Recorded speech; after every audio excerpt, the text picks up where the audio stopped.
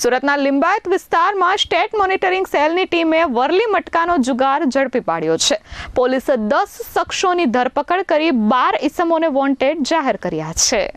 સુરતના લિંબાયત વિસ્તારમાં આવેલા શિવાજીનગર અને રત્નપ્રભા સોસાયટી પાસેના શેડમાં વરલી મટકાનો અડ્ડો ચાલતો હોવાની બાતમી સ્ટેટ મોનિટરિંગ સેલની ટીમને મળી હતી.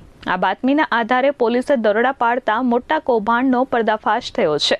પોલીસે 10 જેટલા લોકોની રંગે હાથ ધરપકડ કરી છે અને 1,13,000થી વધુ રૂપિયાની રોકડ, 13 મોબાઈલ ફોન અને 13 બાઇક કબજે કરી છે.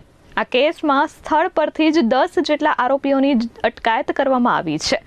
વરલી મટકા લખવાનું અને સંચાલન કરવાનું કામ કરતા ઈસમો ઝડપાયા છે.